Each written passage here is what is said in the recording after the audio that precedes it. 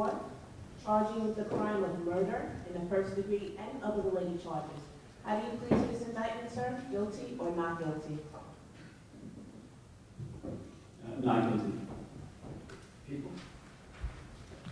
Your Honor, we have a copy of the indictment, notice of immigration consequences, as well as rap sheet. I believe the court has it. We give the court an extra copy and one to counsel. Does the court wish that we be heard with respect to bail? Well, what is the situation with the federal authorities?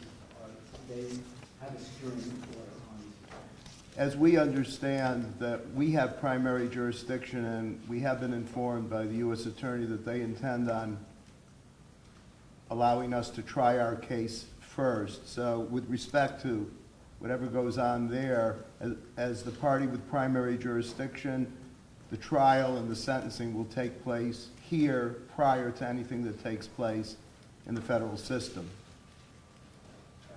So what you just said, the answer is it's fine if we take custody today. That I'm not sure of, because Your Honor signed a writ in which it says that we're going to return the defendant to federal custody. So I think that would be step two. I do think that logically, as the party with primary jurisdiction, the custody should be here, but I asked the court, in light of the court signing the writ indicating that we would return him to federal custody, that be done at a later time. Well, I've been through this before, and if you do that, they will rid him right out of here. So I don't think I'm going to do that. But if you work it out with them, that we will take custody rather than us bringing them back for any proceedings, that'll be great. We will make every effort to accomplish that, Your Honor. But there should be some kind of detainment, and you know that. Yes. If their security order changes, there should be some mechanism that he's brought here. Absolutely. And then you can make it back. All right, is there anything further? Yes, Your Honor. We'd like to make a record, if that's okay with Your Honor. First, we'd request immediate, expedited discovery in this case. The people have had this case for about almost 3 weeks, and that's more than enough time to gather as much information as they can give to us, especially now that we have two proceedings that we have to answer to, one of them being death eligible. So we are requesting that we get immediate discovery of all the New York City Police Department and FBI and federal and state documents. And the second thing I want to make a record of, Your Honor, is I'm very concerned about my client's right to a fair trial in this case. He's being prejudiced by some statements that are being made by government officials. Like every other defendant, he is entitled to a presumption of innocence. But unfortunately, the way this has been handled so far, his rights are being violated. And as you know, Your Honor, there's a wealth of case law guaranteeing his right to a fair trial, but none of the safeguards have been put in place yet here. In fact, it's just the opposite of what's been happening. He's a young man, and he is being treated like a human ping pong ball between two warring jurisdictions here. These federal and state prosecutors are coordinating with one another, but at the expense of him. They have conflicting theories in their indictments, and they are literally treating him like he is like some sort of political fodder, like some sort of spectacle. He was on display for everyone to see in the biggest staged perp walk I've ever seen in my career. It was absolutely unnecessary. He's been cooperative with law enforcement. He had been in custody for over a week. He waived extradition. He was cooperative at all accounts. There was no reason for the NYPD and everybody to have these big assault rifles that, frankly, I had no idea it was in their arsenal.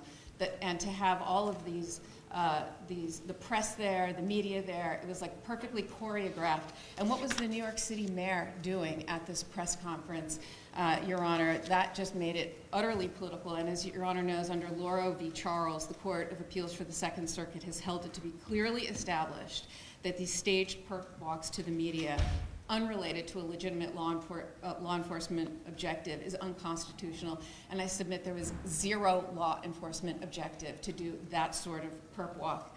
There's absolutely no need for that whatsoever. And frankly, Your Honor, the mayor should know more than anyone of the presumption of innocence that he too is afforded when dealing with his own issues. And frankly, I submit that he was just trying to detract from those issues by making a spectacle of Mr. Mangione. And there are consequences to this. He has a right to a fair trial, and I just want to put on the record statements that the mayor made publicly about my client. Nothing saying alleged, for example, and he said, I wanted to send a strong message with the police commissioner that we're leading from the front. I'm not going to just allow him to come into our city. I wanted to look him in the eye and state, you carried out this terrorist act in my city, the city of New York that I love. And he wanted to show symbolism. Your Honor, he's not a symbol. He's somebody who is afforded the right to a fair trial. He's innocent until proven guilty. And the mayor was talking to jurors, future potential jurors that elected him. Those are the people that elected him, that he is talking to and calling this man a terrorist. So, Your Honor, I just want to make a record of this and put everyone on notice that this has to stop. And my client is entitled to a fair trial and the presumption of innocence. And we're going to fight these charges, whether it's in the state or federal, to the fullest extent. Thank you, Your Honor. All right, well, as you know, I have very little control as to what happens outside of this courtroom. But I can guarantee you, as I guarantee every defendant who comes through these doors, that the defendant will receive a fair trial. And we will carefully select a jury if that time comes or when that time comes. But yes, you should expedite discovery.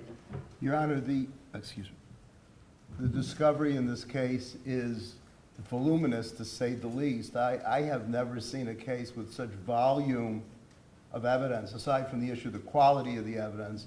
And I suggest to counsel, because we have a discovery portal, but given how much evidence there is against this defendant, it would be smarter if counsel could provide us with a 2 terabyte external drive rather than rely on the crashing of the portal.